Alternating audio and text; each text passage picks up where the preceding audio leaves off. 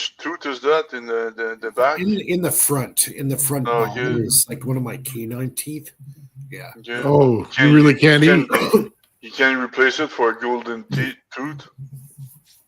Actually, my dental surgeon, he's dead set against getting dental implants. He's had about 5 or 6 people come in because the implants weren't done properly, and they got major jaw infections, and yeah, they spent $6,000 getting an implant put in, and then 3 months later they have to get it removed because of an infection and not doing them correctly. So that's why he wants to save this tooth. So he says, I have good teeth for a 50-year-old. So, try to keep as many as I can for as long as I can, right? I think that's the goal. So, yeah, I have to deal with my health. Denture-free is the way to be. Yeah. Well, not like some people. Yeah. A little cheap shot there. Yeah. Well, let me tell you something. You don't want to get to this age. Sounds like a Canadian problem. Ooh, I like No, not really, because I haven't been to the dentist for the last 10 years. And look at my teeth. Pretty good.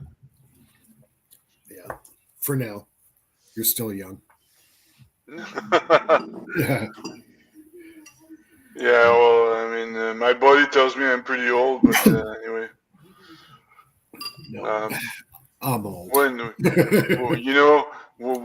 was young, my aunt bought me a BMX, and that was like the happiest day of my youth when she bought me that. That was the coolest thing I have ever had. You remember the BMX bicycle? I had many of them.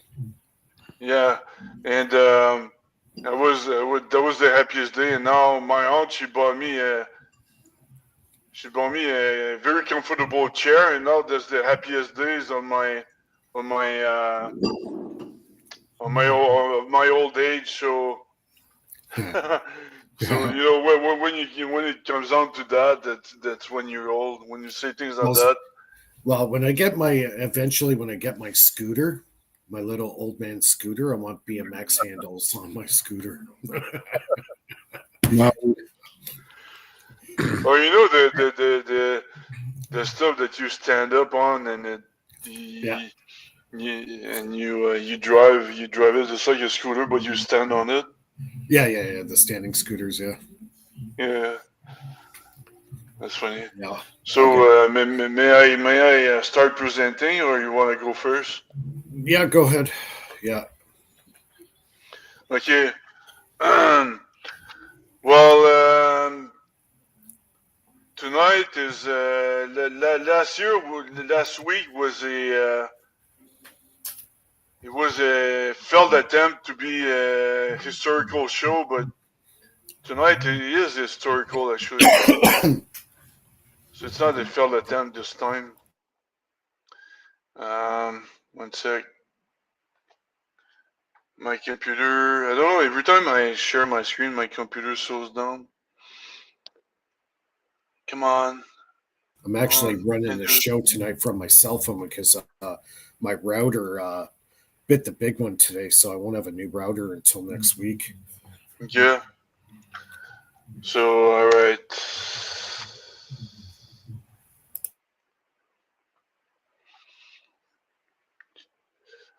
Historical night tonight, my friends. All right. So last week I was talking about the magnet and the cardboard box. I was saying that cardboard was diamagnetic and should be repelled. But cardboard can be both. It can be diamagnetic or paramagnetic. So it can be repelled or attracted.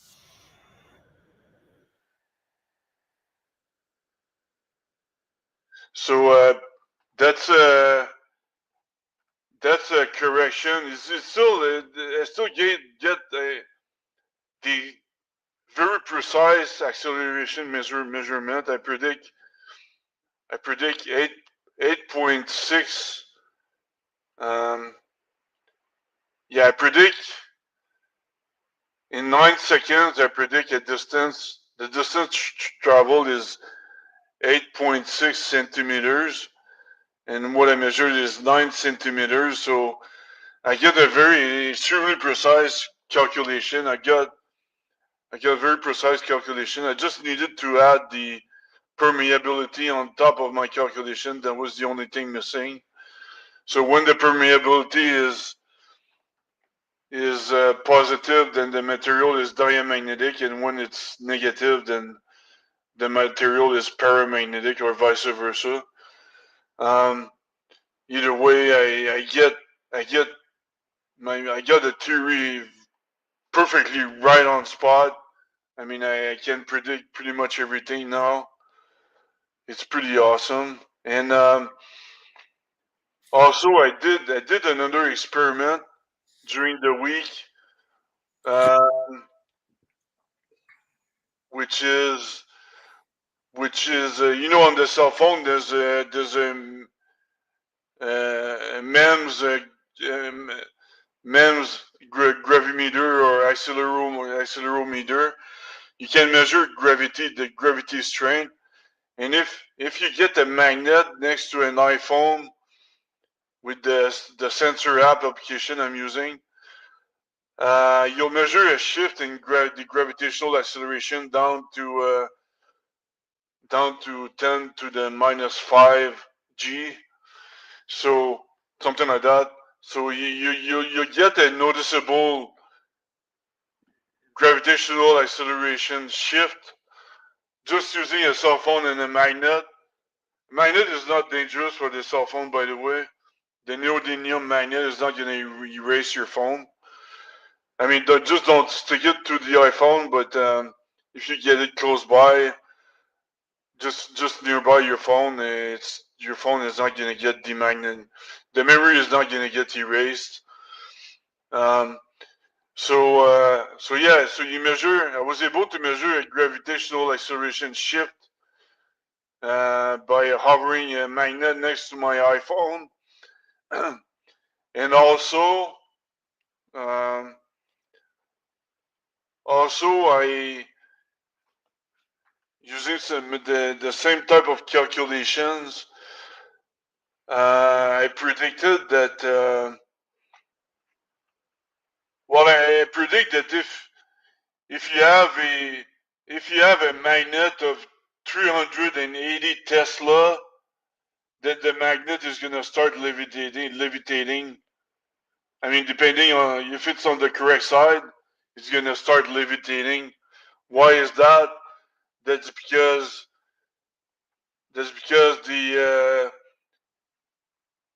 the electromagnetic component has a gravito-electromagnetic component in it. So there's an acceleration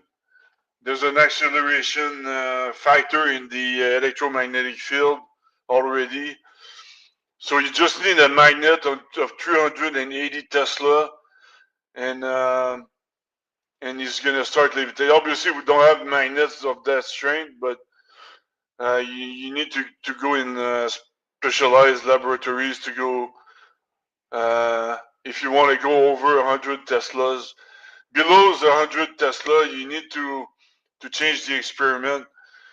And what that means is, if you have I also predict that I also predicted this week that if you drop a magnet, depending on its side, it's either gonna drop faster or slower than a non-magnetic rock. So this is similar to what Boyd Bushman at Lockheed Martin was saying. Man, remember Boyd Bushman? He was saying that if you stick to magnet together. Yeah, I remember that. I've seen that video. Yeah. So he was saying they drop faster or slower, but not at the one with the magnets drops slower than the ones without the magnets, but the same mass. Well, it depends on the side of the magnet. But my point is, but he was also saying if you stick to two identical poles together, it's gonna change. But you don't need to do that. all you need to do is drop a magnet and measure its acceleration. And actually, for a magnet of 1.3 Tesla, obviously the 1.3 Tesla is gonna fade away very quickly with small neodymium magnets, so it's gonna go down to 0.02 Tesla, as we can see here. No, sorry, that's the acceleration here, not the. Anyway, the equation for the magnetic strength is this one. This is the resulting acceleration of the magnet. So the magnet is gonna have a acceleration shift plus or minus 0.02 meters per second squared. And what that means is if you drop a magnet of a height of 1.1 meters, then the time it's going to take to reach the ground, there's going to be a difference of there's going to be a difference of 0.0011, well, 0.0011 seconds. So that's what I predict. I predict this shift, and actually, the Action Lab redid that experiment. They redid the guy at the Action Lab redid the Boyd Bushman experiment and see what happens.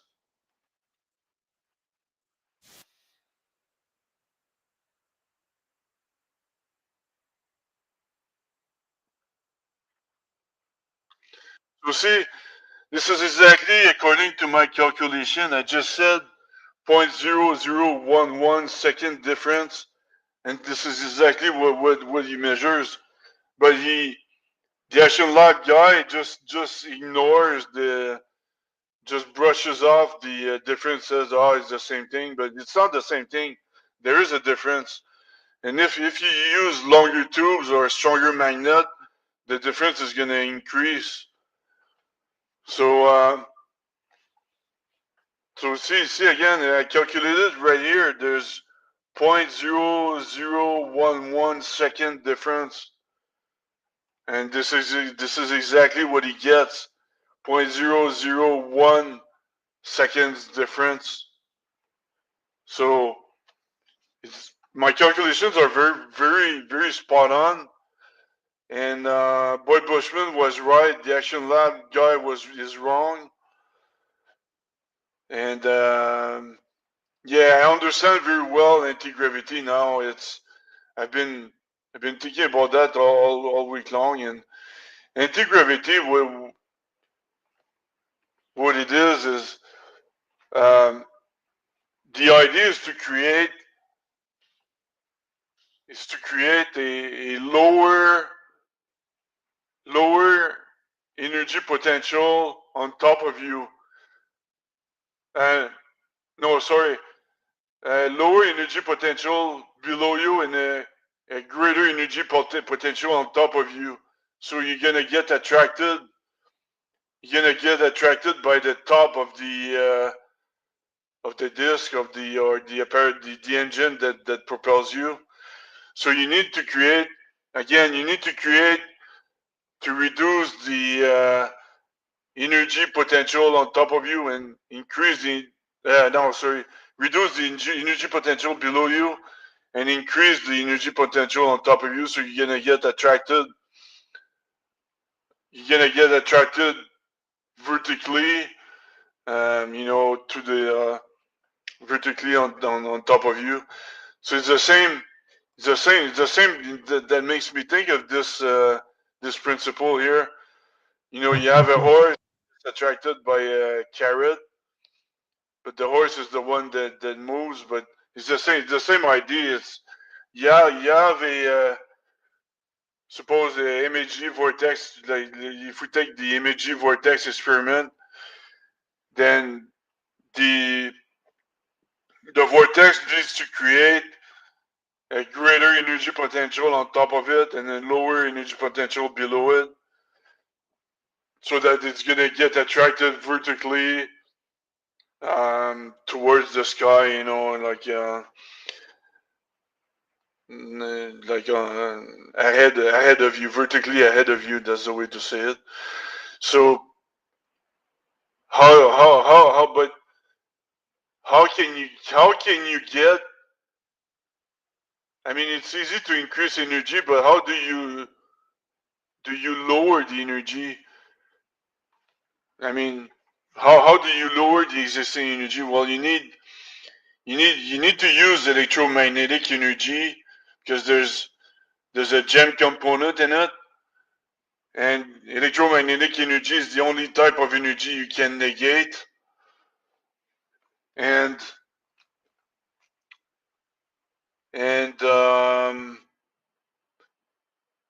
that's possible. You can do that using in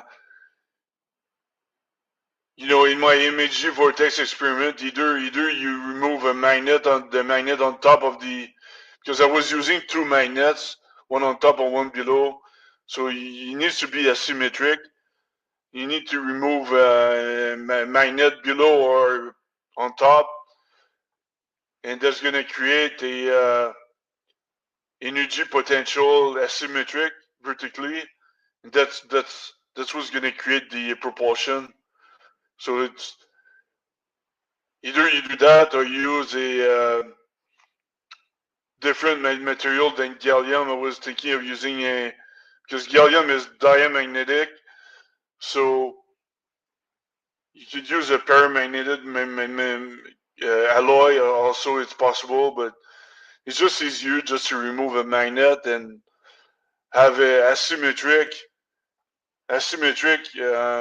energy potential on top and below the MHD vortex. Yeah, this one here. Do you know that MHD vortex I'm talking about? Actually, this is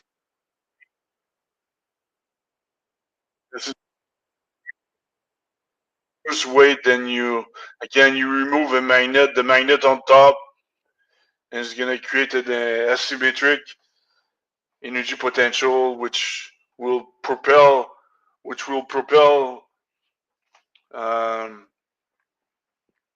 vertically the disc, so that it's gonna levitate actually. So I still need to do calculation to maximize all that, but that's the idea, and I'm confirming every time I've got the very, very precise mathematics now, and I can predict like a lot of cool stuff from now on. It's pretty awesome.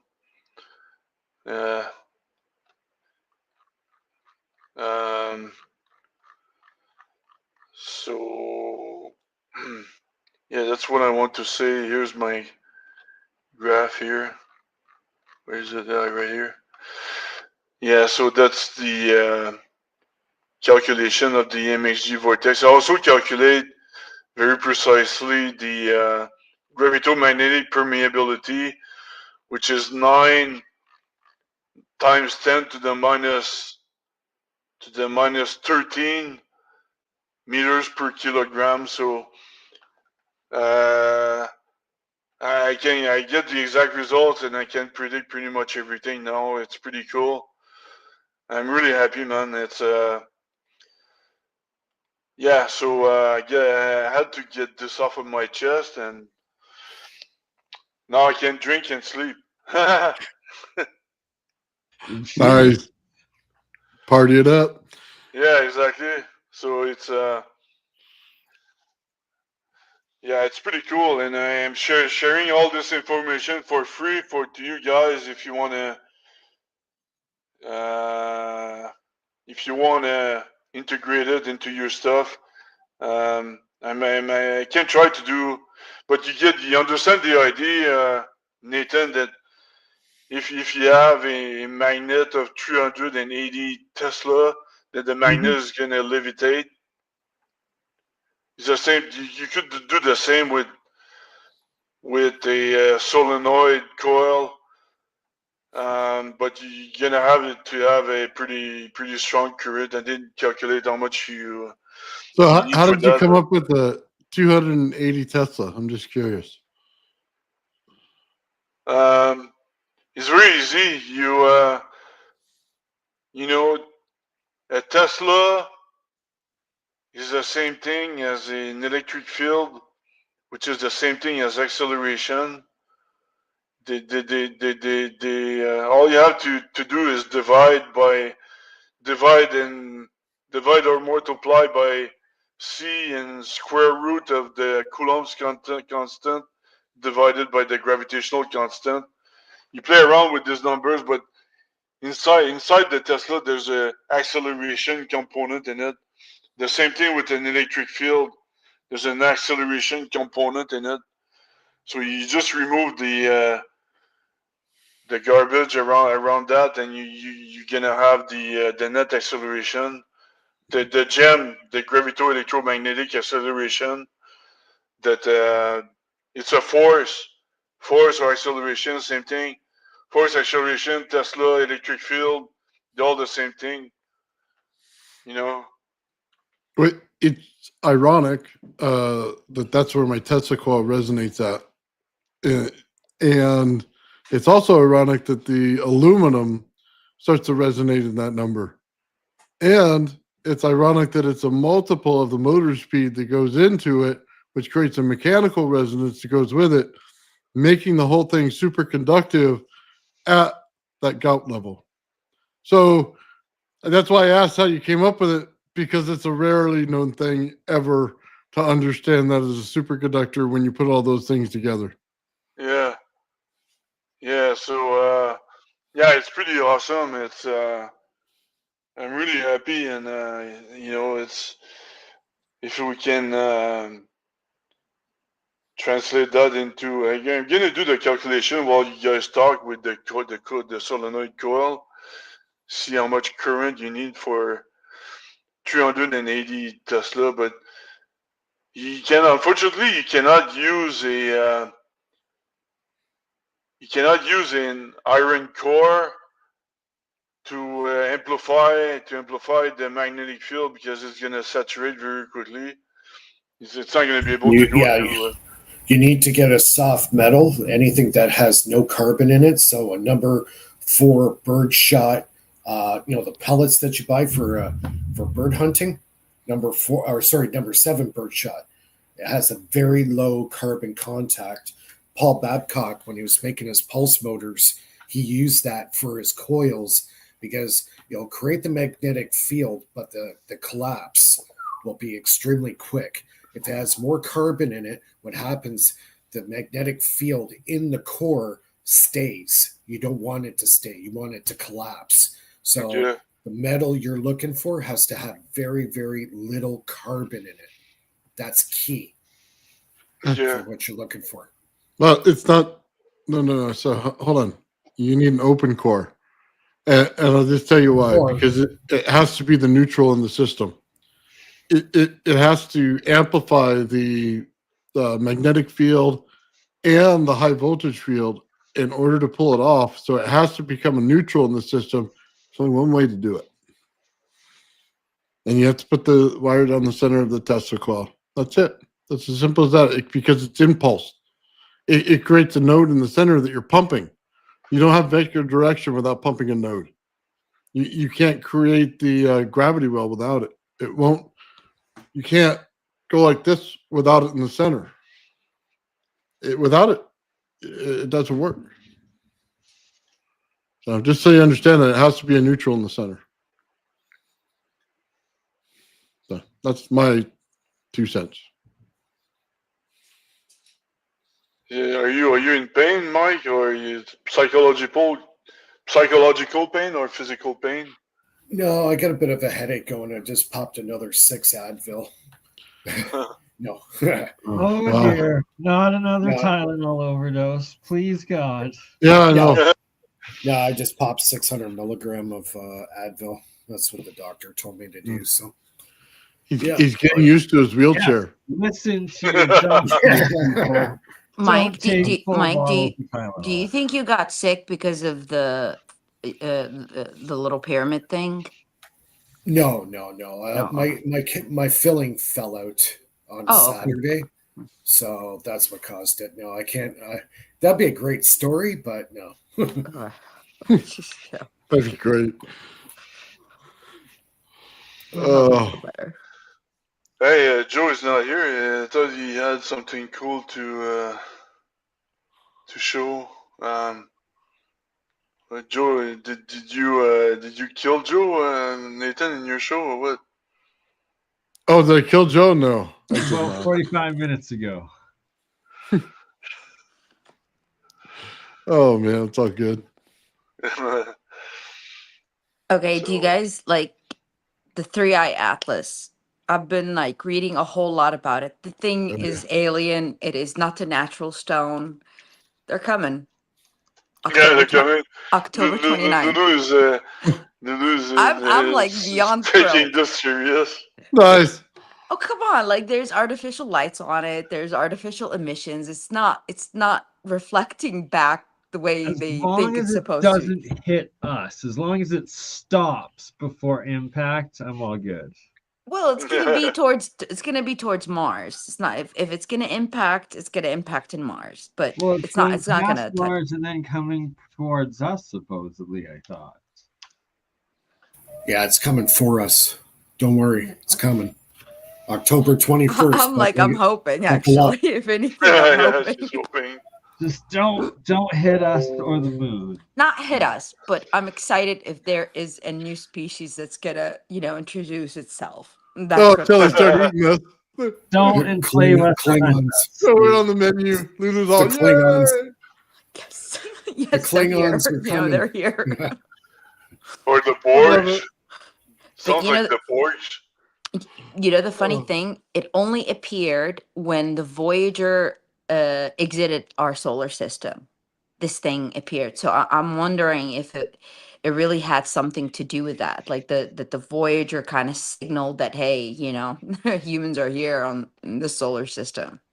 Because we were in our own little bubble. But I mean, it hasn't been a few months since it exited the solar system. It could have, and they said that the Voyager went offline for like 4 months, and there was tamperings, in its systems, and then now this thing shows up.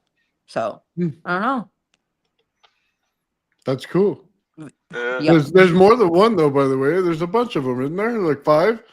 There was a bunch of little ones that came in. There was several different reports on it. But are you talking about the older ones like Amua, and what is it, Benu, or what are they called? I think that's No, what they're called. there's those 2, and then there's the third, but then there's like 3 little ones beyond it. I don't know. I didn't hear. I didn't.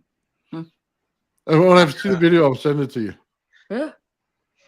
It's just I think the same thing. It's kind of cool. Yeah, come on. I mean, we need something exciting. Like everything else is just becoming mundane, repetitive over and over. But this is something different. And it's gonna be like so close. So why, I'm excited. Independence Day. Yeah, exactly. Who summoned me, by the way? Phil, was that you that saith my name? What's up, Joe? Be careful what you wish for. No. Yeah. It's my name. Hey, but don't stay get it. You're positive. cool, Stay Phil. You're positive. cool. Your shirt says so. So you're cool. Listen, Oh yeah. I'm Yeah, cool. cool. No, I'm cool. Hey, Mike, can you share my screen?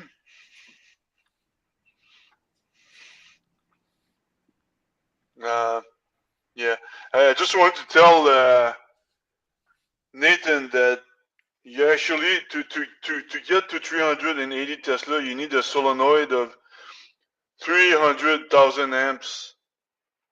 So can you generate that? There's no way you want that. Yeah, that's a lot of juice. You need a cable probably Try it and about 3 find feet out. wide. Let's Well, make hold on. Question. How many watts? Are you serious? Dude, that's so the wrong direction. That completely the wrong direction. Wow. I'm glad you That- found it that- funny.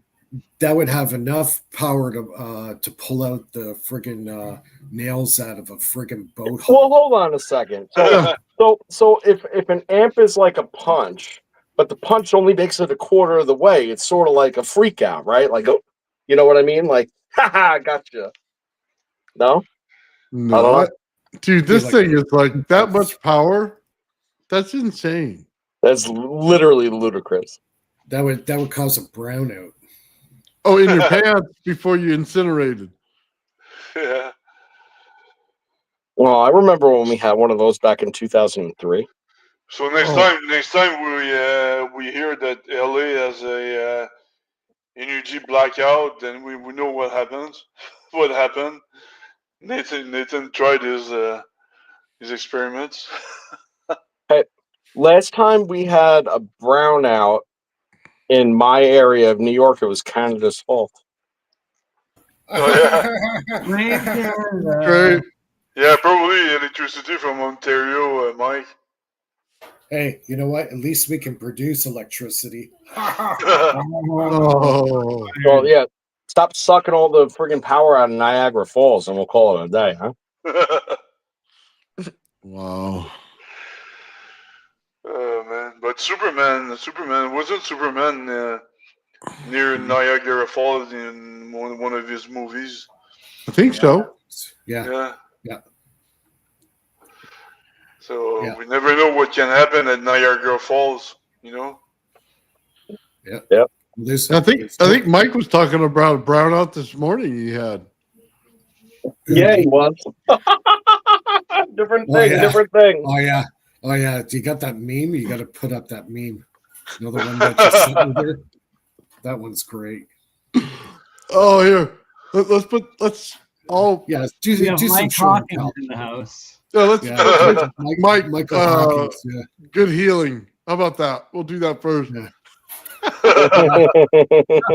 Get well soon, Mike. Good old Mike the Cripple. Yeah.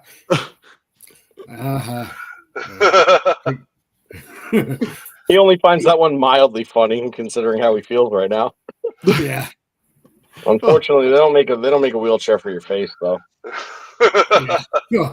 Oh my god. Oh yeah, I'll find the other one for you. That's so funny. You got to show a few. You did all that hard work. Yeah, Oh, super fast. While we were talking, you know, you saw these memes popping up. I know. It's like he had it like all planned out and everything. no, that was Mike brown out. Yeah. Right. Anytime something gets funny between us, it's like, watch out. Whoever got the quickest thumbs, is going to get the laughs first. Oh man. I like the one you did at BurnEye. No, let's stick on you, Mike. Hey, I've been at Target all night. Oh shift. my. Got to shift the crosshairs a little bit. Give me a second, I'm almost there. I've already had my 5 minutes of glory. Yeah. Oh, here you go. I got to meme myself along the way, so I'll share that. Amen. Yeah, I like the one you did of yourself there. That was actually really good. This is great. I like this.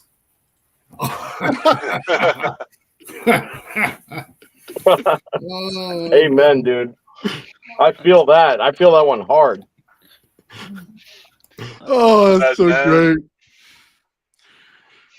Oh, gotta make And, fun of yourself sometimes. BurnEye with Mossad. There you go. That's fun. Bernie got all the funding overnight.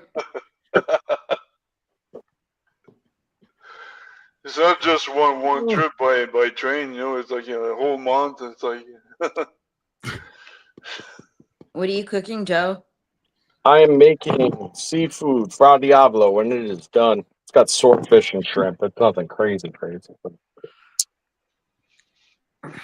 all from the freezer. So Oh yeah, I got some shrimps Oh, yeah, I had some frozen. I had a couple frozen pieces of swordfish. Had a couple frozen bags of shrimp and stuff. Just seemed like a thing to make that was quick. So That's good. It's better than craft dinner. hey, listen. I mean, I have a place in my heart for that. So I mean, we don't call it that in America, but you know, like I know what it is. Yeah.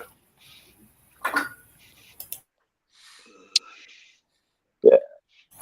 Did you guys I'm know gonna be mahi feeling full mahi after that. is a dolphin? is it really? It I is. didn't know that. I did not like after I ate it. I kind of knew that. I felt so bad. Like mahi Oh. mahi's a dolphin. Yeah. You ate flipper? How Then could nobody wants to eat flipper. Yay, mahi you mahi. eat flipper? I did. I didn't know it was a dolphin. I knew Well, afterwards. you under. I know you are way too smart to think that's a dolphin. Well, Crystal says tuna. no, they said it's a dolphin, but it's a particular dolphin that it's not like the cute dolphin that we No, know. no. It is a tuna, and mahi mahi. It's called dolphin, but it's a dolphin tuna. It's not a dolphin It's not a porpoise. dolphin. It is not a dolphin. You can Okay, continue make to me eat feel mahi better. mahi and enjoy it. Yes, Okay, make me it's feel not a better that I mammal. It need is a it. fish. that I didn't- Okay, you're off the hook. You're off Oh, the it's hook. an ugly fish too. Yeah, it's got a blunt head and it's got really nice colors though. It's like yellow and blue and green. Okay. But That's it's not an mahi. intelligent dolphin. No. Okay. It's just a blunt-headed fish. That's it. Okay. Thank you. That makes me feel better. Right on. You're the only person today that said that to me.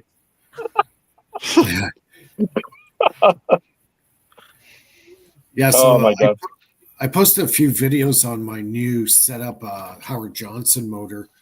If you guys want to check it out at the Faraday Research YouTube channel. Well, why don't you pull it up and play, Mike? Come on. Okay, just bear with me here for a Hey, second. where's Gerald, man? I don't think he's going to be a show tonight. He said I he's saw him there. harvesting. He's harvesting his garden at this point in time. At He's got night? crates of tomatoes. I don't know.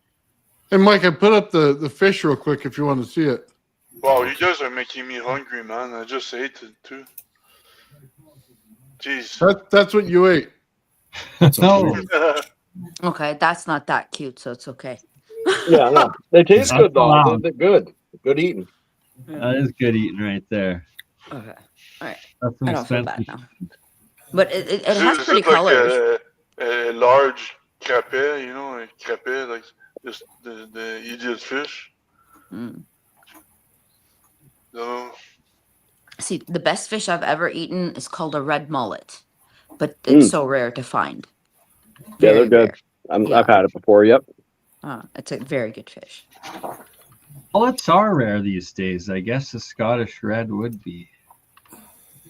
We humans pretty much made a whole bunch of animals extinct, you know. Oh, did you hear about That's the new true. bird? Well, Did you guys they hear need to about the stop new tasting bird? so good, Phil. Oh, nice. Well, can you zoom in? I can't see you, Joe. Oh, yeah, my bad. Hey, Mike, is that No, it safe won't let me. music or I what? could zoom into my screen only.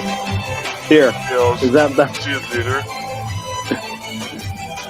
Hold on, I'm stuck here. That's stock music. Oh, okay, cool. Yeah, Very stock good. music. But anyways, I made like a mechanical type reed switch. So what I found with the magnets and the way they pass another magnet, it creates like a bubble around the magnet. So as this magnetic field goes in between the two magnets, say from magnet 1 to magnet 2, and so far, going around the wheel itself. In between, it dives. It's like a wave. Mhm. So, because the way I built the reed switch with a magnet that's in repulsion, not only that it closes the circuit, it also allows a pushing effect on the wheel. So like the Howard Johnson setup where it hits that bubble, and after it hits the bubble, it gives it a nudge, a push. So now that I got the pulse from the coil going at the second it gets repelled, after the repulsion, usually you'll get that sticky spot where the magnet wants to pull, right? And it gets past that sticky point and then repels. So I'm getting kind of best of both worlds, using the coil as well as getting the repulsion from the magnet. Nice. So, yeah, pretty interesting.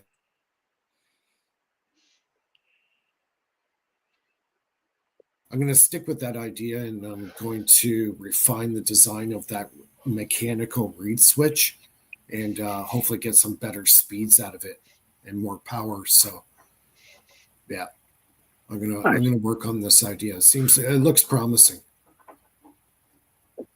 Yeah, I'd say it looks promising. You got it going pretty good. Did you guys see the do-it-yourself link I sent at some point?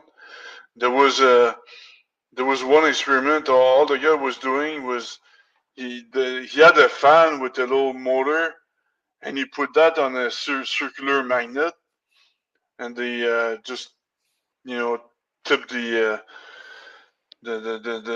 fan, and then he kept rotating indefinitely.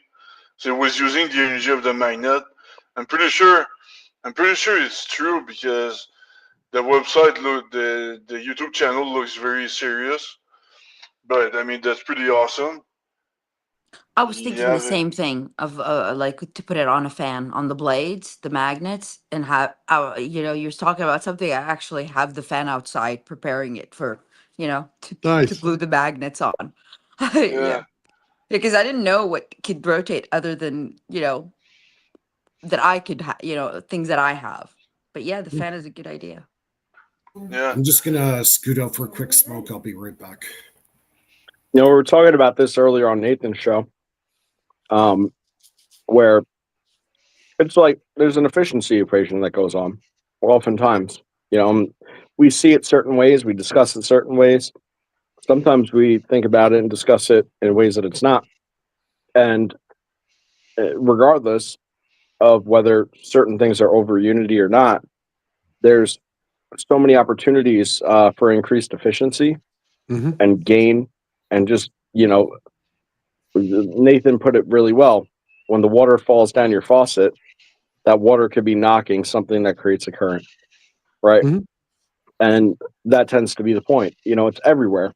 So if you scrounge up every little last bit that you get, then you are running at high efficiency. You're not running it over unity, okay, but you're running at super high efficiency. You bring everything into resonance. Now you're running in a more fluid form of efficiency, where the numbers that we generally relate to in terms of power consumption no longer apply, right? Because it takes less in order to excite the same reactions. Not only that, like a pool is a perfect example. You take the pump right there, right? So if you create the pressure before the pump, you don't need the pump as much as you think you do. You put a paddle wheel on the just the water coming out of it, but in a system that's locked in with the water.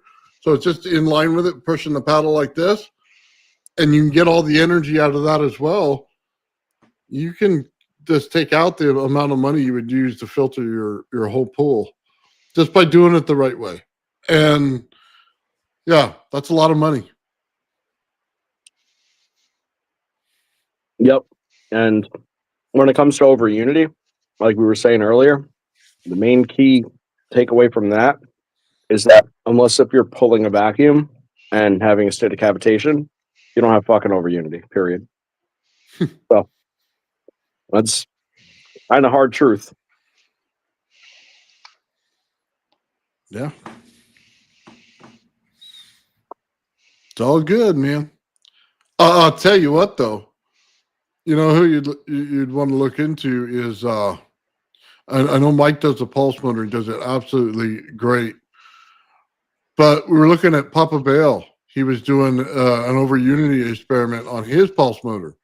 And he was showing the steps that he took in capacitance and how he did the math and stuff in order to get there. And I'm telling you, man, he's about right there. Just on, because he runs the loop is what he's doing already. So he's just got a little bit more to go, and he's there. But I was amazed that he could What do I that love with about that the pulse brilliance of Papa Bale, though, is his purposeful focus. You know, because he focuses on timing. And again, that's an efficiency equation. When you get the timing spot on, I mean, then you up that level of efficiency so great. See, over Unity doesn't really matter so much. You know, if you could get something that's totally efficient, then it doesn't really matter. You know, and that's what Papa Bale is exploiting, you know, is just all the timing of everything. And I've watched his videos extensively, and I've always been very impressed with his ability to focus in on the right question. Oh, yeah. I love it, the fact that he tries different things and blows things up. And oh, yeah. You know what I mean? Like batteries. I mean, look, it just kind of is what it is. You know what I mean? But it's all the testing that he does is what I love. So not afraid to put it out there. Yeah, Gerald says that timing can be woven into a system. I agree with that. You know, that's you know, it's just self-modulation. I'm waiting for Gerald to show the good stuff. Like, when is he going to show the good stuff in his coil? Because I keep hearing about all the energy and stuff, but I want to see the good stuff. You know what I mean? Yeah, he stays mysterious. Yeah, he talks about all the good stuff, but I want to see it. You know what I mean? Just a little bit. You know, just crack the door open a little for us. That's what I want to see. I'd like to see it. Hey, dude, I'm gonna have to cook something. I'm hungry again. And, oh, right? I'm sitting here eating my dinner talking shit. Watching you eat, yeah. My bad. Like, I'll go off. I went and got McDonald's. It's almost 10. It's 10 o'clock my time. No, too like, late now. I haven't eaten anything all day. Yeah, I ate all day and I'm still hungry. I like that whole magnet drop, the south, north, north, south. You save a whole second by just flipping, like, you know, align with that configuration of the poles. Just, it makes sense. Makes sense because you're collapsing one pole and then you're leaving the two ones. So it's gonna save time. It's gonna save that 1 second. You know? Because the two north are going to eliminate themselves. They're going to cross, but then you have that. So you eliminated a segment in time. I don't know. I'm going to be honest. I don't know what you're talking about. Okay. How he put the magnets, the north, south, south, north, north, south, right? Well, the two north, they're going to become one. So it's not, it eliminated time. And that's why it's going to be shorter. And that's why I didn't understand it. I don't, and I'm not criticizing what you're saying because objectively, I understand where you're going with that. Mm-hmm. It's a shorter distance, mm-hmm. But you're dealing with field compression then because you're forcing two things apart. So it changes the field geometries. So, if you're not taking that into account as a loss on either side of the other poles, well, then you're missing something. Maybe. Not maybe. I'm trying to understand it, in my mind. The more you speak, the more I kind of. Yeah, no, I know. Yeah. I'm just saying. Yeah, anytime you force two things together, what happens, right? If I got something in between my hands and I squeeze and I squeeze and I squeeze, and then I make it touch, does it just go nowhere or is it somewhere? It's got to be somewhere, right? Yeah. So, what's it going to do? It's going to compress in the middle, and then it's going to squeeze out the sides, and then those sides are going to interact with the other side that conforms to the difference in the geometry. So there's no such thing as just taking it together and it just being together, therefore I understand, but I'm canceled out, Yeah. I'm not being a dick, Lulu. You I know know, you know I my know you're tone. not. I'm You know trying my to tone. understand the geometry of how it would go. hmm It's But a yeah, compression situation. That's all. the compression from the sides is affecting the tooth south ones. It's Right. okay. So when you compress those two fields, then yes, you get geometric magnetic field distortion. Makes sense. But what you're saying is objectively right, though, right?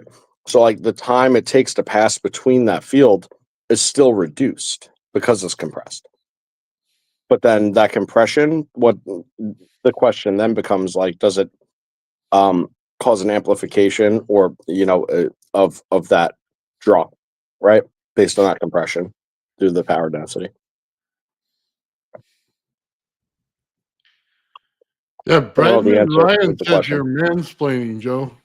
I'm mansplaining. I don't know. I hate doing that. I'd rather do it to you, Nathan. There you go. There you go. Alpha and Omega. Joe knows that one. That's why I Dead brought on. that.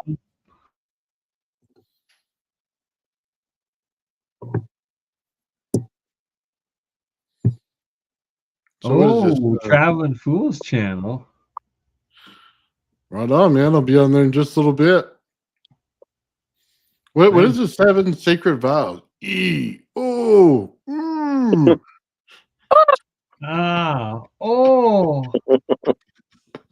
Law 5. What? Oh, I love it. How about this one? A-E-I-O-U. Oh, man. Yo, this bowl of pasta never ends.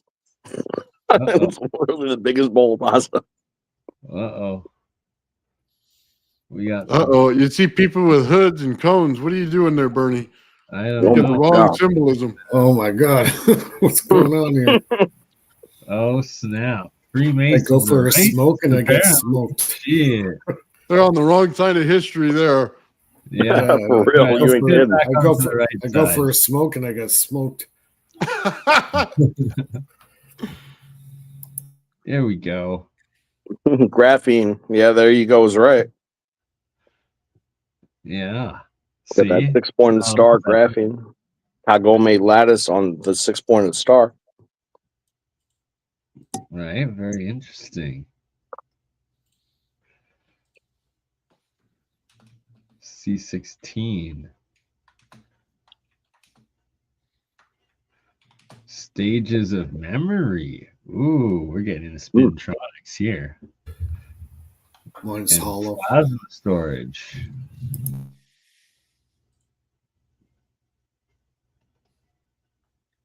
The Malicium alphabet? What do we got going on here, ladies and gentlemen?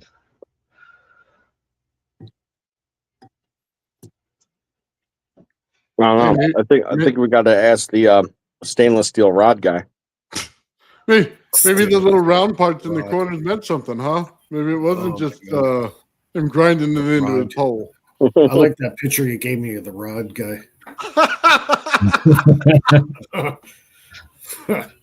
Oh my God. I'm not bringing that one up. No, that's too vulgar. You know, like the other image reminds me of like the Feynman diagrams. The shapes, the ones with a little circle. Not this one. The 2 slides before. Yeah, that that one. Yeah. Like energy flows. Yeah. They look like sigils, exactly. They do look like sigils, yep. I agree. Sigil language. The Malicium alphabet. Malicium. And then this one right here is pretty interesting because that's a 2-dimensional drawing of a 3-dimensional vortex turbine. And yeah, that's quite old. It's very cool. How old is quite old? I think that's a Da Vinci. Yeah, it kind of looks that way. Like, I mean, I Pretty just sure. don't know. Yeah, pretty sure.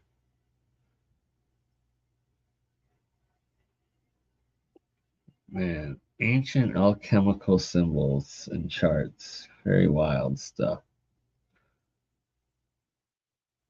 Oh yeah, there you go. That was cool. Right, this one? Got Mhm. the tetragrammaton and the circles coming out of it. Yeah, what was that, tetragrammaton? It was. I got more of them ahead. Oh, that's a cool one. Right, Yeah. like these different charts are freaking nuts. Like the star charts and stuff, and the spell charts. I Weird have a book things. of symbols. That looks like Magic the square. Sudoku. That looks like the Sudoku thing. It does. Totally. I see it. But this is how you write your sigils, through the magic squares. That's how you cast your spells. Mm-hmm. Go Faraday's law of induction for Faraday. Okay, there Take you it go. The through. south, north, and the fields around it. Mm-hmm. Yeah. And then your vector.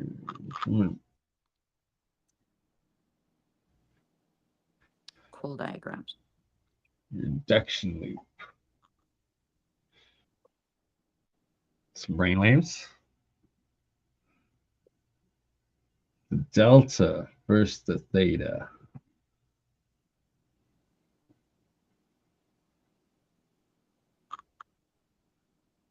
Well, that's Russian. Here we go. This one's interesting.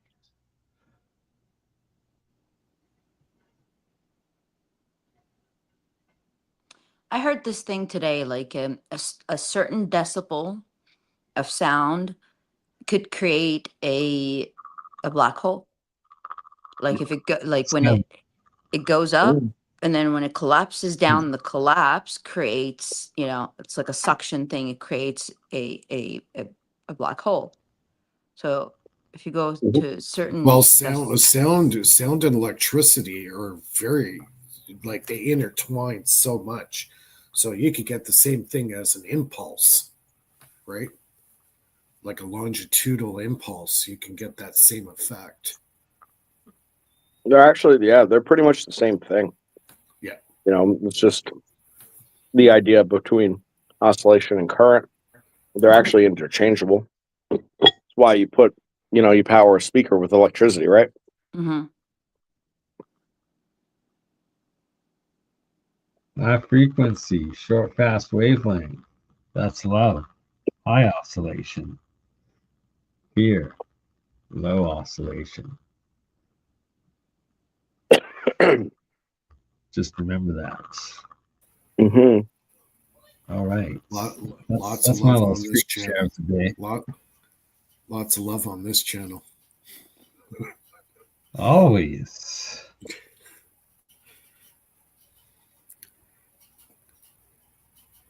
That was fun, man. You always got the goods. I got quite the little library. There's more. Now it's my turn for a smoke break. Then I'll come back and do more. And that said, folks, I appreciate you having me. And actually, you know what? Before I call it a night, just in case we have some different people in the chat, Phil said, "Didn't Joe have something interesting?" Well, I'll tell you about it. And I believe in only telling things that you could kind of back up the best you can, but I can't screen share for whatever reason. So I guess I'll share it though. So I tried a very simple experiment the other day with a handheld medical type Tesla coil, right? Where I basically jammed a wire down it, rigged it up so the wire came out of it, went inside of an aluminum cap, and then I just situated the wire so that it would kind of ionize in such a way that it would become like a bit cascading, and place that on a surface, specifically the cathode surface of the RAV that I had built previously holds a negative potential charge. And through just that simple interaction, it was able to achieve a certain amount of levitation, which was pretty cool. But it wasn't great. It wasn't like you take a picture of it, it was very hard to tell, but like it had very reduced friction and lifting on one side. And then, if you reduced it or turned it off, it'd just like go down as it go up. If you moved it back and forth and introduced inertia into the equation, it would actually kind of level out, which was nice, and have reduced contact. But again, these sorts of things are very hard to photograph, so I was just trying to improve it. And in trying to improve it, I basically tore the cap apart, had this harebrained idea to put a whole bunch of other crap into this cap, try to amplify the effect and exploit the properties that I was looking for. And in doing so, found myself in a situation where after a certain amount of energy built up in the cap, first of all, the cap was doing the opposite rather than kind of lifting up at all. It was kind of locking to the table. So that was interesting. But as I turned the energy level up on it, the entire surrounding environment started doing like a little shimmy shift sort of thing. Like it was kind of going out of focus and sort of like double tripling. I thought that was very strange. So I didn't let it go on too long before I just like stopped the camera and cut it off and whatever. And I was kind of freaked out by the whole thing. I watched it back, and the segments where I experienced that like doubling, tripling situation, which I just thought was so weird, was actually caught on film, except it was extremely short duration. So what I experienced was like maybe like a 10 or 15 second event. Ended up just being literally like it appeared as if the camera went out of focus for like less than a second and came back in focus. But it didn't look like that normal adjustment where it looks mechanical. It just kind of goes out and comes back in. So it was very strange. And it happened every time in the film that I experienced it there. So obviously something was going on, kind of ended up freaking me out and decided I wasn't going to be doing that too much longer. So I redirected my experimentation for now until I feel more confident and safe in what I'm doing, because I'm really not sure what I'm doing. That's it. Cool. Snap. And yeah, you want to feel safe in what you're doing, or you don't really want to be doing it. Yeah, I didn't feel safe in what I was doing. Well, Nope. Can you do you think you're gonna redo it, or? I mean, I know exactly how I built it, and I would suppose so. Unless if there's some kind of environmental factor that was present, that like, I mean, I kind of have an idea what was going on, and I know exactly how I did it, so I suppose it would be replicatable. But that, like, I'm explaining to you though, Phil, though, like, it's kind of a freaky process there, homie. Like, yeah. I don't know how down with it I was. Phil would like to reproduce it for you. Yeah. By all means, I'll tell you exactly how I did it. And you know what? Like, send me the more info. Shit. Yeah. Don't die on me there, Phil. Yeah. If you can't handle even talking about it, there's no way you can handle doing it. That's for sure. Phil, get a drink of water. Yo, the whole entire situation was like this. Yeah. First thing I would check in a situation like that, I would check for if it might be emitting any kind of X-rays. I'd be worried. Oh yeah, it's emitting shit, Mike. It definitely is. Yeah. Yep, absolutely. Yeah. It was making. First of all, the frequency went from like kind of just annoying to like clicking like a Geiger counter. Yeah. So I would have a Geiger counter present or some way of checking for X-ray. Yeah, no, there was some messy like shit that, there. I'd be standing pretty far away from that. Yeah, but what was the voltage and current and all that? If you have a Okay, it's so stupid, yo. I did it with one of those handheld therapeutic Tesla coils. I have no idea. There's a potentiometer, but it has no such reading. You just turn it and it gets louder. So the frequency is set, but its amplitude goes up. The voltage and the amplitude goes up as you turn it. But the frequency stays the same until some like crazy stuff starts to happen. Frequency always changes when good stuff is about to happen. I've actually done good stuff with that little tiny Tesla coil situation, but like I said, this one was like crackling like a Geiger counter, like erratically. But what I was seeing, like I did some experiments before, and as soon as you hit around 900 megahertz, you got to be careful. Then you're getting into a dangerous band area. So, and that's almost like in the microwave type area. So yeah, I'd be careful. Well, listen, you ain't lived life until you've seen three lives going on simultaneously and out of phase. Yeah, that's weird. Oh yeah. Like I said, I tried to describe it the best I could with my words, but I have a photo, I have a video.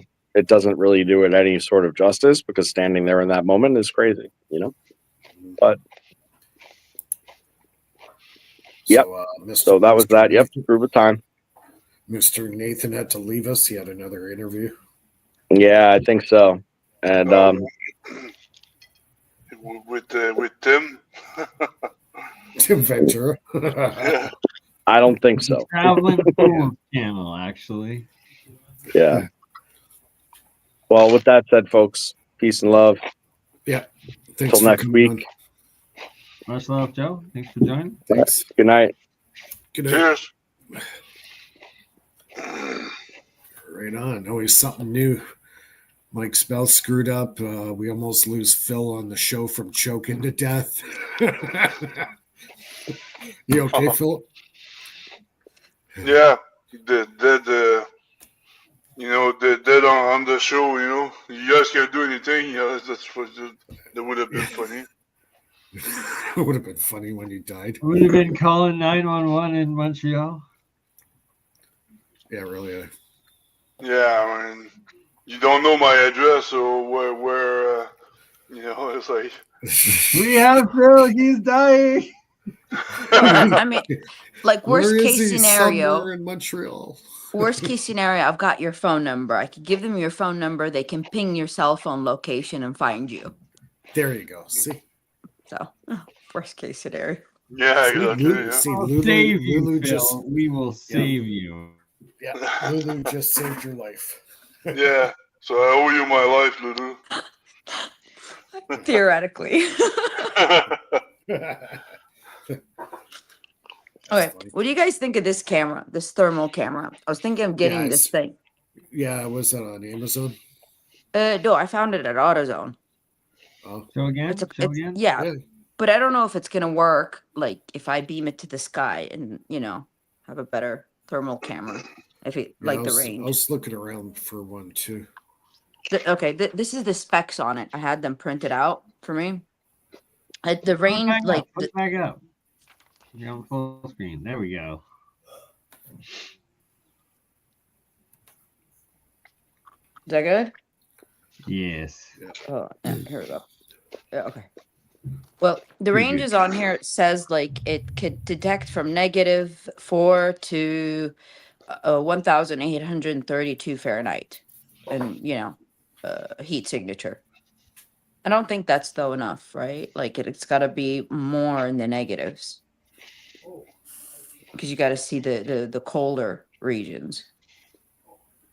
But it would be nice to just buy it and just play with it a little bit, see how it works. Yeah, definitely. Sorry, what is it doing? It's a thermal camera.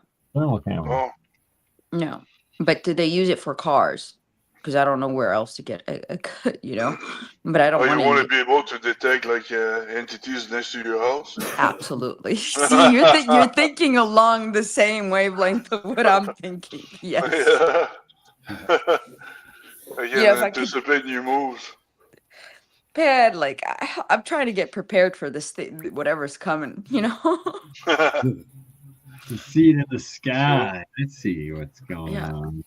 I mean, I do see them in the sky, but with this, it gives a better definition of the colors. You know, instead of just like instead of Yeah. just the light and the black I'll make background. it. Look for variable IR adjustable if possible. Okay, thank you. Yeah, apparently cool. the day I seen those anomalies, there were other reports in Toronto of people seeing the same thing. Oh, my. Yeah. You saw anomalies. Yeah. That's all. You just saw them. Nothing to do Yes. with them.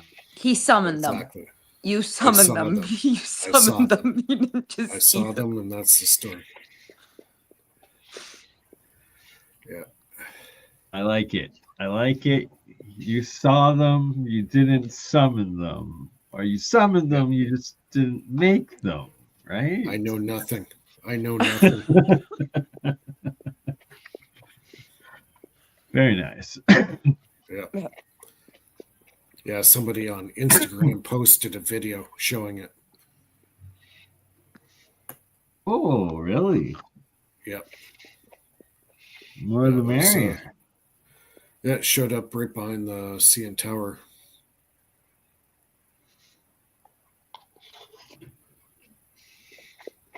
I know nothing. Mike knows nothing. Mike. That's it. I know nothing. That's my new motto. I know nothing. All right, we finally You know nothing. You saw how nothing. to speak to the police. I know nothing. I know nothing.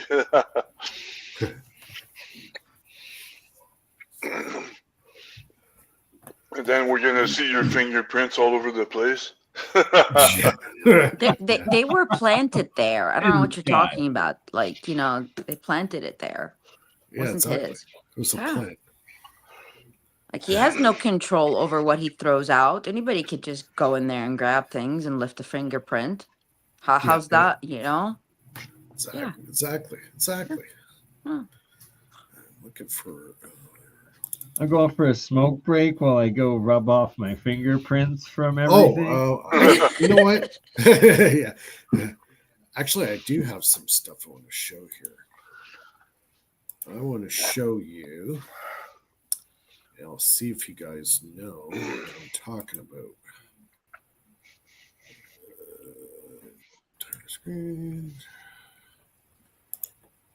Share. You guys see my screen okay? Yeah. All right. We are going to start with this picture right here. You know what these are?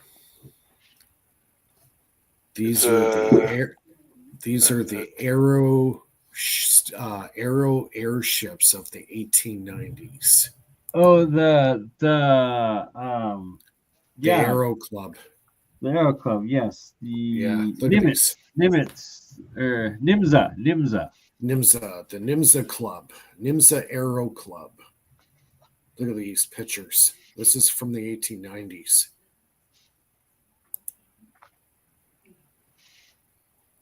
Doesn't it look like that Indian thing? Yeah. The Vimanas? Kind of, but if you look at the pictures of the guys, they're wearing hats. Like they look like from the 1800s. Yeah. And what's this spinning disc in the middle? And this here kind of looks like a vortex. Looks like the Wheel of Fortune. Yeah. Or the Houston, Texas. Actually, this is January 23rd, 1920. Is there like a wheel full of mice in it to spin the wheel? Yeah. I Mike, just it thought would be was really kinda interesting to find out more. If it says Houston, Texas, I'll dig into it here. I'll go, like, Yeah. say, Yeah. where's this thing? Well, it's part of the IMS Aero Club. It's an elite group of guys that were engineers, and they started making these flying machines, pre 1900 time frame, and they were seen flying all over the place. Like, So we have some here of in the- Houston something called the Aero Club. oh no, this is going back early 1800s. This was a long time ago. Look at some of these designs. Did they And build apparently them, one or of the was it just designs? Oh yeah, no, they were real. These were Okay. built. These were actually built. There was one machine where the guys had like this U-shaped type horn at his controls, and when he hit this U-shaped type horn thing, the second he tapped on it with a hammer, it made a vibrating sound, and then the ship lifted off the ground. So stuff like that. Look at this one.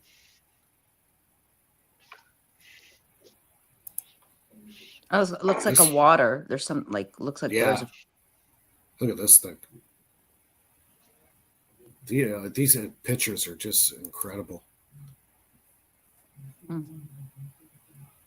Really cool. A lot of great designs.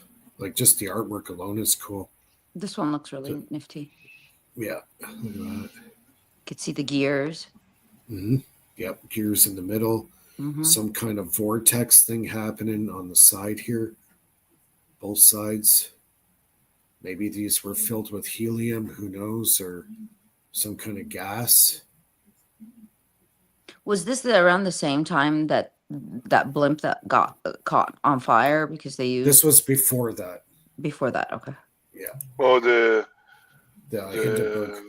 Hindenburg. Yeah, the hydrogen German Yeah. dirigible. Like most of these pictures, from what I understand, are pre 1900. There's the odd one that's in the 1900s, but this club was around for a while, and a lot of these ships were supposedly built. Okay, but where are they? That's the cool thing. Like, where they would were all hidden? They were all hidden, destroyed. Look at this one. Look at that. It has the landing wheel on the bottom. Yeah. Crazy, eh?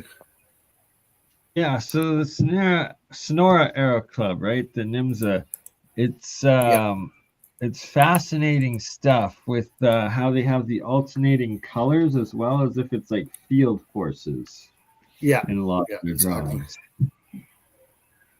No, I was just telling when you were having a smoke there was one craft apparently had some like a U-shaped type thing where he had the controls, and as soon as he would hit it with a hammer or a pipe or something, it caused it to resonate. And when it started resonating, the ship lifted off the ground. That's fascinating.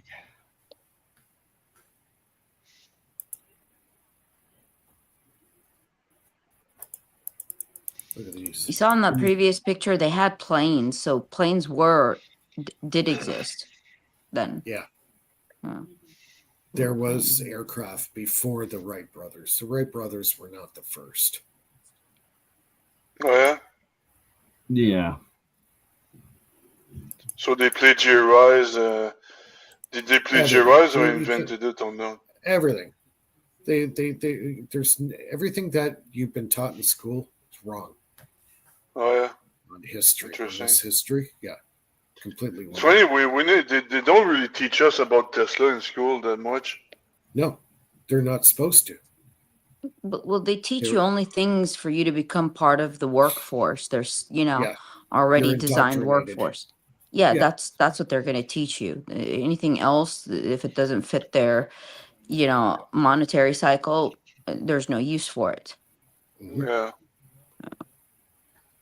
Yeah. Yep, pretty much. Yeah, but the indoctrination for the last 20 years was even worse than whatever we had back in the 90s. But I'm not gonna get political, but just saying, the last 20 years. I mean, gonna tell you right now, they create confusion in kids' mind, and confusion is the worst. The worst thing you can ever do in your kid is create confusion in his mind. He's never gonna be able to perform or achieve in sports or perform in the commercial sector if you create confusion in the kid's brain young in his age. So that's the worst thing that ever happened to our culture, I think. Look at this. Oh, speaking about politics, I got invited to that. I told you, to the Washington D.C. thing. Oh yeah. Now, Oh, okay, what makes me kind of think, it's like, okay, it's so close to the thing that's gonna come, on the 29th, like less than 9 days from that. It's like, I don't know, man. It's weird. Why am I getting invited to this thing? Yeah, okay, I've already told them what I needed to tell them.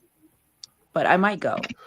Lulu, Yeah. you should go. Yeah, I might Yeah, go. you should go. We need spies, It's not We need spies. You're to- inside source. You're inside source. Well, it's not Yeah, spies. exactly. It's just to make them, like, know that there are groups out there that, have more knowledge than they do. Yeah. Just simply put, like, okay, you could do That makes everything. Threat. Oh no. You're not a threat. Oh, no, I'm not a threat.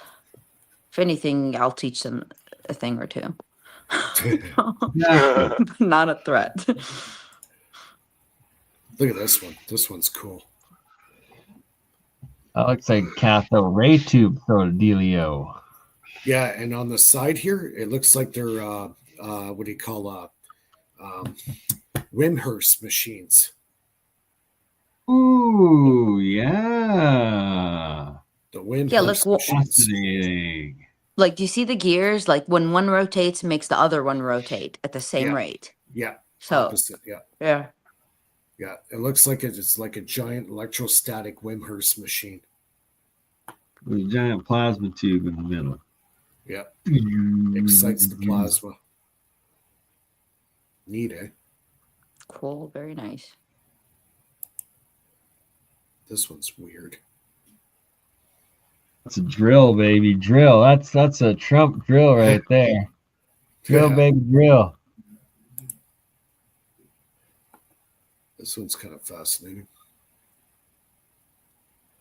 I This can't even almost understand looks- this one.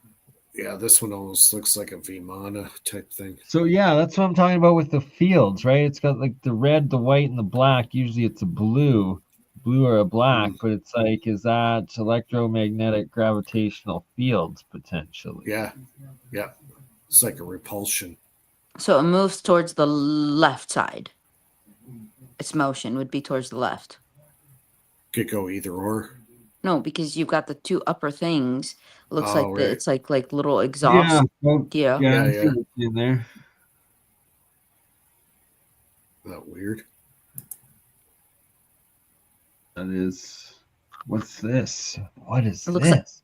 Looks like What? mirrors. Look at the very top of that bulb thing, It's like a Tesla coil there. right? Like, what the bloody F is this thing? Trying to see the date on this. Oh, it's definitely got coils and some mirrors and God knows what else in there. Some gas, probably plasma. Yeah.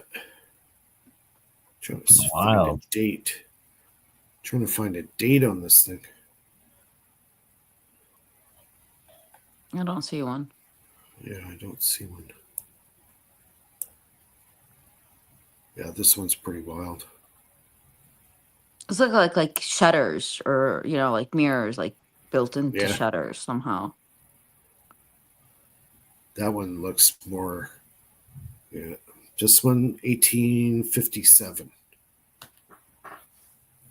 Damn, we got balloons in 1857. But Look it's at the more scale, though. up Like in the size. colors. Like, look at the size of the people compared to it. Yeah. Hmm. Zoom in on that one a little bit.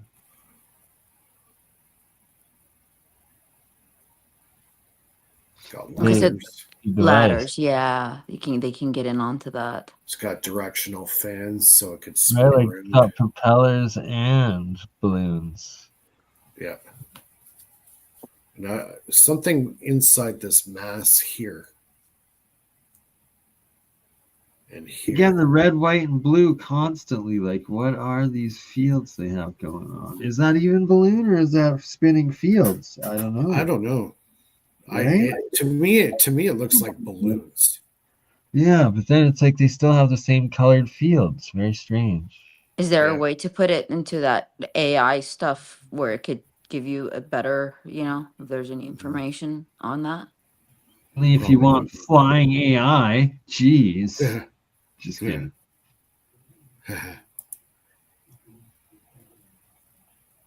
Oh, what do we got going on here?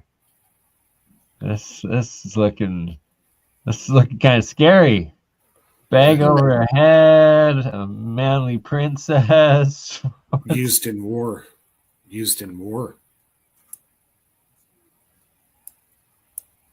Or of the Amazon, the Amazonians, Amazonian women. I'm like, what is going on there? Why has this guy got a paper bag over his head? This one's kind of neat. This one looks like a dynamo type thing in the middle, and then it stops. See where it stops? Yeah, And then it's got like some kind of tuning. It's like tuning everything, like a variable capacitor. And then that's fascinating. Then you got these spires coming out the like sides. it's similar to the oh god, what's his name? His stuff was in like the 40s and 50s. The other UFO guy with the Otis T. Carr stuff, kind of similar. Can you guys make this out? Is that a name or is that a number? Looks like initials. It's LAAD. Yeah. Okay.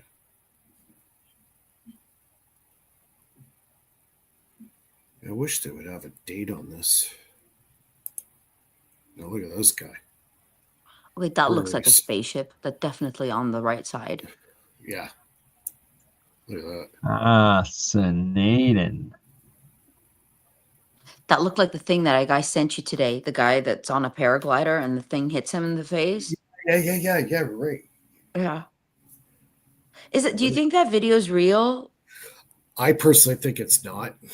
Okay. Because it's I don't know. It was just like beyond cool, like flying on a paraglider and this thing comes at you. It's one of those things where, they make AI so realistic now. It's like you don't know what's real, I mean, it looked pretty cool, but it felt like it wasn't real. So they just make it everything, questionable now. Look at this thing.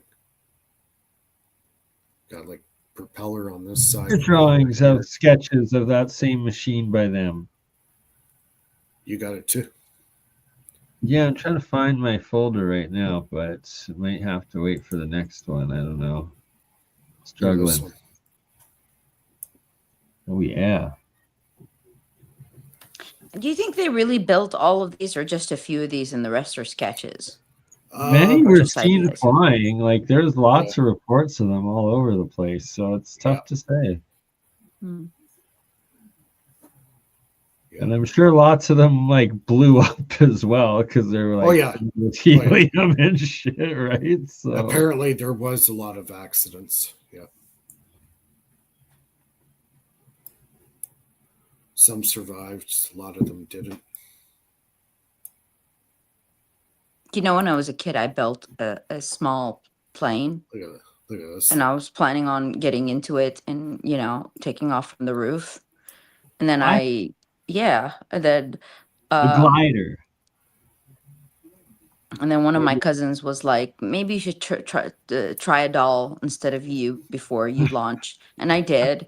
And the thing like collapsed to the floor within seconds. So it was good advice last minute. Yeah. You wanted to get out of here at the early age. Yeah. Oh my God. They called me the mother of inventions. I had inventions everywhere. Like my grandmother's place was probably filled with just different things. I had a knack for taking the TikTok clocks apart and putting them back together. So, yeah.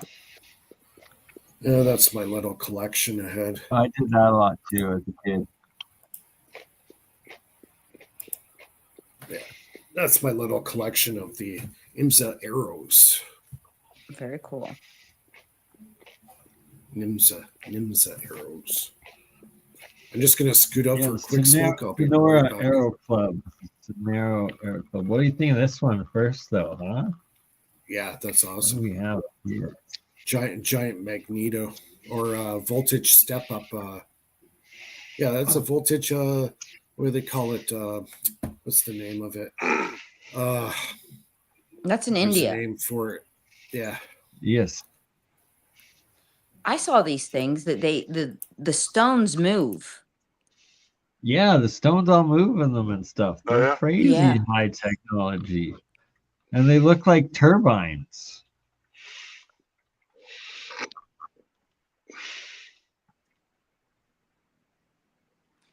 Oh, I gotta show you. Okay, leave that one up. I gotta show you something. Go back to that first one. Yeah, I'm gonna show you. All right.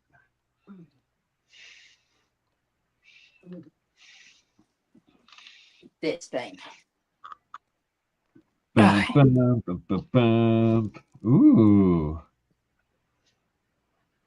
It still doesn't have, but this one. You gotta make it into an egg shape. Yeah, it's not tarred. I could add on to it from the corners here and there. But yeah. Heck yeah. Made out of straws. Nice. And then we have the 100,000-year-old plumbing in China. It's all over the place. China, they discovered a way to extract uranium from seawater to create the energy. That's pretty cool. Really? Yeah. There's a lot of cool energetic stuff going on. They said that they can beam, on like Tim, but a few years ago on APEC, I was telling them that you could beam energy through lasers, and he started like, oh, it's not possible. And now they just discovered it. I'm like, huh? See? I was right. For a while. Yeah, that's what I presented in 2023 in National Harbor, but strangely, earlier during the same year, DARPA already ordered defense companies to work on that.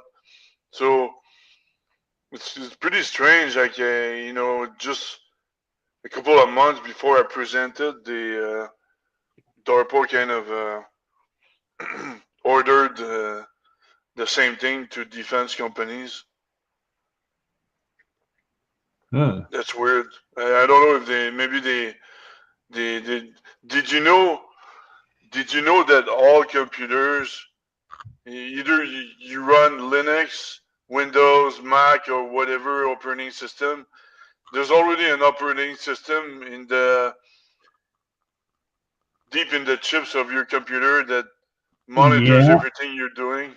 Yeah, that's their backdoor in. Yeah, I'm well aware of those. It's the Matrix servers. It's how they hack into everything. It's literally called the Matrix servers. Yeah, it's crazy. Since 2011, Intel is doing that. Well, under the orders of the CIA or something like that. CIA and NSA, I believe. But we'll try to search what VPNs do the government use, because the VPN is your gateway into their system. you know, and Yeah, if you use VPN, VNCs, if you use free stuff, you know, even if it's paid, there's backdoors in the software, especially for VNC, like Rustdesk and these type of VNC tool. They're free because they resell your data to the NSA. You know, that's why Yeah, it's a free software. well, the whole it's thing so started true. with I was thinking like, you know, the government is not going to buy something that they don't know it's going to make money. So I was thinking if it's a stock, Chemistry is you music. know, like let me search it. Well, there's no information on what, like who got the contracts for the government, like to you, what VPN company. You can't find it. I tried finding it, and it's not available. Like it won't tell you what company won the contract. Oh yeah, Yeah, because I was interesting. thinking, yeah, like I was thinking like if I find the company that won the contract, then I could go buy their stock, and that way it's guaranteed that it won't lose. Because you know, Oh yeah, but I can't. I could like I spent like a couple days True. trying to find that.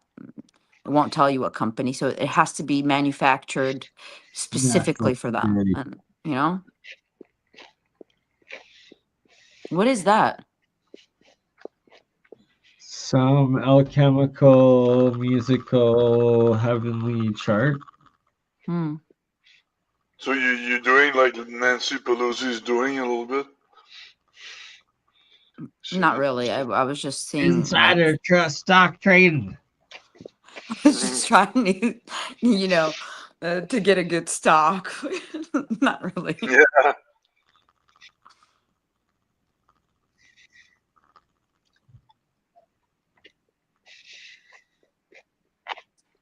Yeah, yeah. Okay, look at this image. If you can see it. Oh, hold on, hold on, hold. No. Okay, do you see that? Ooh. Yep. Okay, this is like the double split experiment, but it's Yep. creating node points. So they, you know, like a neural network, but it's kind of the same. I don't know if you can see it. What is it? Why is it doing that? It's weird. Oh, here we go. Yes. Yeah.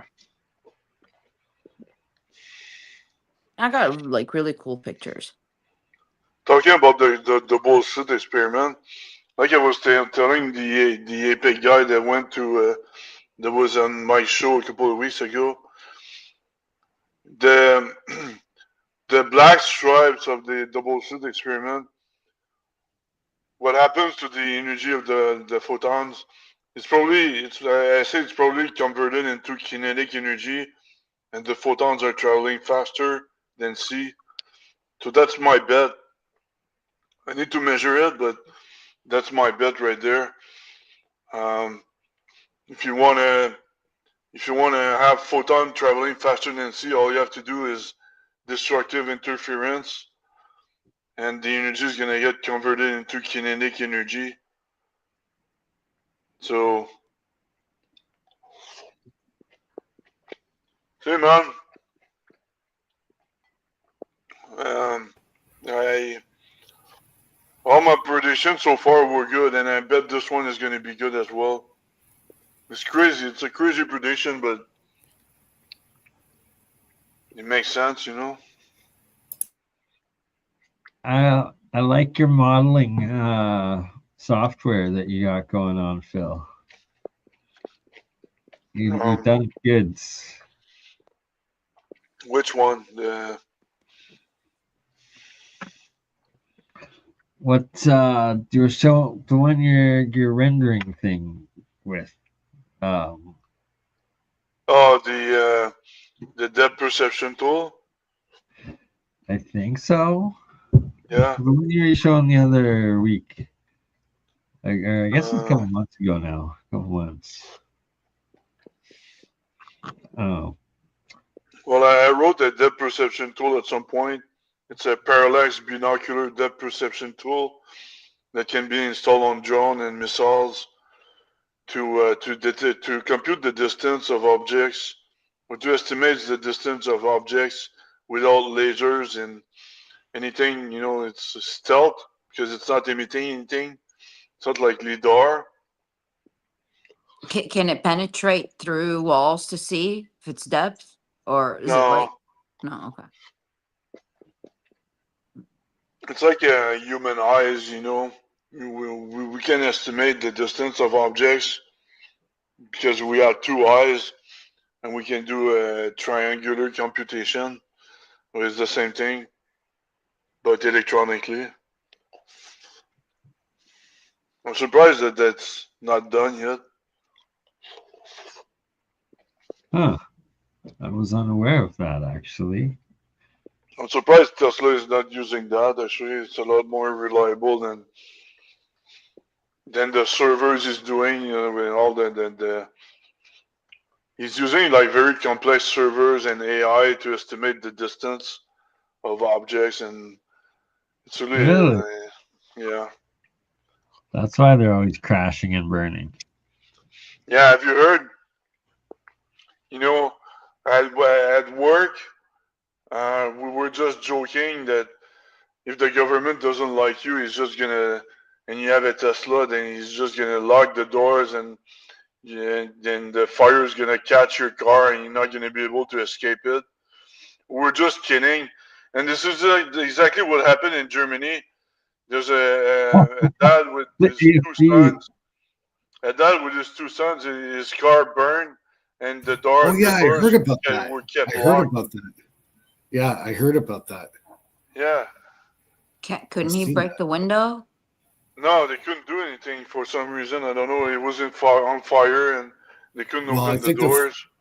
Well, I think what it was too is the fumes coming from the batteries were so toxic that they just choked them out, right? But the battery, when it explodes, it's pretty damn dangerous. It explodes like 10 times over half an hour. Oh yeah, but like your seatbelt thing, the metal part, you grab it like this, and then you fling it to the window till you break it. It's a piece of metal. I mean. Yeah, but again, I guess under extreme situations, I guess not everybody is able to handle the adrenaline and think,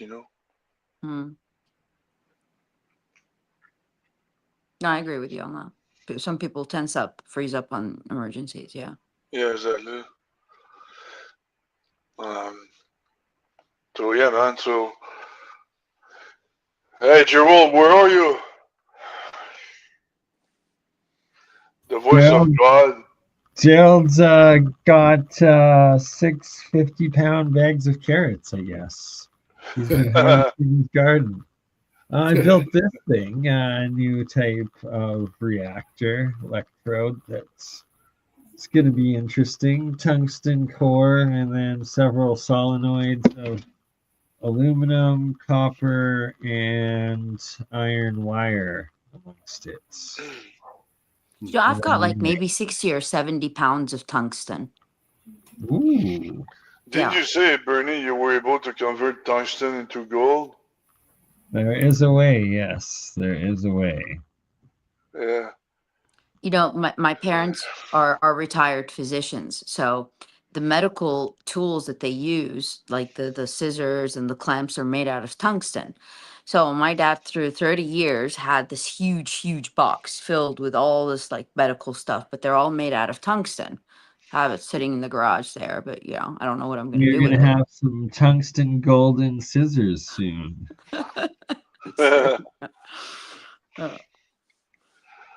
Maybe. We'll see. No, but really, if I go to Washington, I'm going to talk to them. I'm like, listen, I don't want this bureaucratic bullshit that you guys make people go through. It's either you're going to give us funding to do something really cool or not. We'll do it on our own. But then you can't say anything because I'm here and I'm telling you ahead of time. So you either give us the funding and we do it with your control, or we do it on our own, but you can't do anything because I'm here telling you before time what we're going to be doing. Put up or shut up, right? Exactly. Yeah. Well, what's the date again? October 15. Oh, okay. right near Thanksgiving. Canadian Thanksgiving. It's Canadian 9 days before the aliens come. It's 9 days before. Yeah. So why is everyone saying that there's like this new like apocalypse in 2027 if the aliens in the comic arrive? Every 2 years they say there's gonna be an apocalypse, and I know it's so insane and ridiculous. and people keep believing it, over and over again. They don't learn with their mistakes. Yeah, it's all them prepper channels just selling their merch and their food, their freeze-dried But food. for real, like Avi Loeb, Avi Loeb, the Harvard scientist, like he really, believes that they're real. Like whatever's coming is 100% real. And this is a Harvard dude, and he's mainstream. And if he's saying that, then Yeah, but I mean, there's a lot of physics professor from top universities that say stupid things like we live in a hologram and things like that. I mean, if we live in a hologram, then who controls your hologram? Yeah. The aliens. Oh, 2027, a Trump constitutional crisis. Oh dear. It's the end of the world. No, the never Trumpers need to move to Canada and vice versa. Yeah. Alberta will become the 51st state. Everything will catch on fire. It'll be amazing. Burn, baby, burn. Yeah. Oh man, that was dude. In the back of my head, I'm still thinking about my seafood I'm gonna cook myself tomorrow because of Joe. Gosh, you made me really hungry. But it takes I need to defrost the seafood overnight before. I can't just put it in the microwave. Yeah. No, put it in cold water and just leave it in the sink overnight. Cover it up. Yeah, that's what I'm gonna do. In cold water. Yeah. Yeah. Cold water, dump it in, cover it up, and just leave it in the sink overnight. Yeah. Yeah. Fish and dill. Fish and dill is a good combo. Scallops and shrimps. Yeah, I love scallops. It's one of my favorite. Being hungry is contagious, huh? Yes, it is. Oops. It's this one. So, what's your plan this weekend at the weekend at BurnEye's? I don't know. I gotta figure out if I'm going down to Montana or not. So that's my first next step to do this weekend. And yeah, that's BurnEye's weekend this weekend. But look at this old drawing of these two missing pyramids in Egypt. It was in this lake that dried up, and there's lots of these lots of images of these two pyramids in the middle of this lake from back in the day. And look at the size of these buildings compared to these pyramids. They're huge. And they're in the foreground. Yeah. Those things look like they were taller than the Giza pyramids. They supposedly were. And yeah, it's to the west of Giza Plateau is where this lake used to be. I think it was Crocodile Lake it was known as. Oh, yeah. And then just for you, United States patent, flying disc. Foreign patent documents. If I get disconnected, I will sign back on. Okay. We have a flying disc from the 1980s, U.S. patent. We're almost done for the night, guys, so we'll square it up soon. Alrighty. Yeah, then. I might as well patent my anti-gravity stuff. Except mine, I know it works because I tested it already. I just need to optimize it, you know. Yeah. You Yeah. should. Definitely patent first, so that if you go missing, we know not to patent. Oh yeah, I forgot about that, man.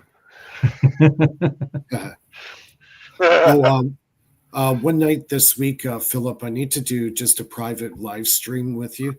Not like a live stream, but just A private chit-chat. video call, you mean? Yeah, A private live stream. Just a private live stream. You gonna fire me? No, it's something. I have an idea. I want to run it by you. Okay. And, because it's right up your alley. So, Philip, you were not really performing well in the latest weeks, and we decided to go further without you. Philip, we're gonna have to let you go. But we love you. We're gonna have to let you go. I highly doubt that. No, it has to do with software stuff. So I want to talk to you about something. All right. Yeah.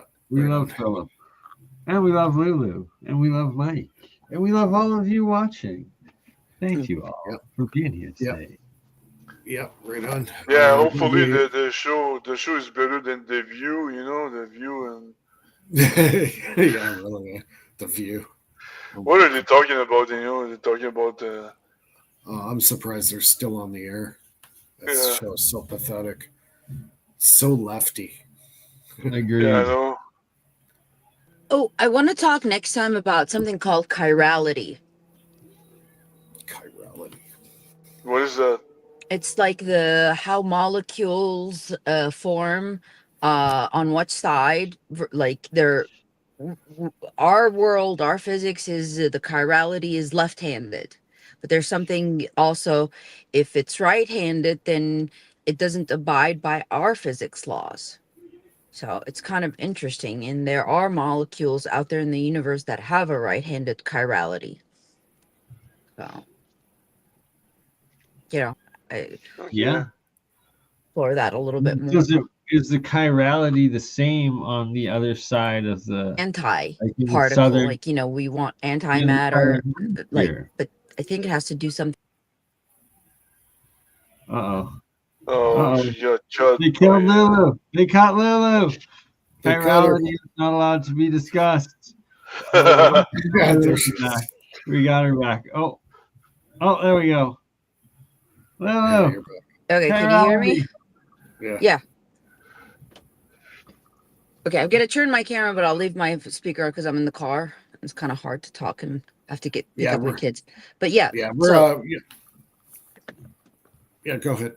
No, go ahead. Good, I'm listening. No. Go ahead. Finish what you're gonna say. Yeah, I don't know where I got cut off with the chirality stuff. I wonder if chirality is the same in the southern hemisphere as it is in the northern hemisphere.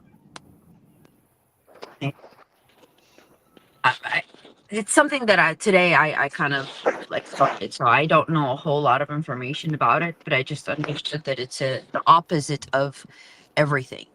You know, everything's made out of from, you know, our physics is like left-handed, but it could, you know, if molecules exist the same, like the symmetry of it, well, I don't know. So I still have to again read a little bit more about it. I don't know a whole lot. All right. Well, we will look into that next week then. Chirality will be the topic. Yeah, hopefully this week I'll get my my face fixed.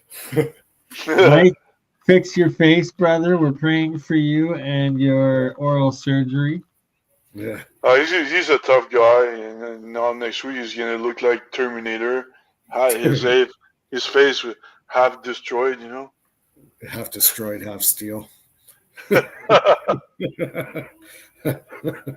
Don't give Nathan any other ideas. I'm sure you'll probably watch this and give him another idea. Anyways, guys, thanks a lot. We'll be live to air again next Friday at 9 o'clock Eastern, 6 o'clock Pacific. And don't forget to check out Finite Fort Knox on YouTube, and also Crypto Alchemist on YouTube as well. And yeah, we'll see everybody next week. Thank you, everyone. Cheers. Bye. Cheers. Salute. Salute. Yeah.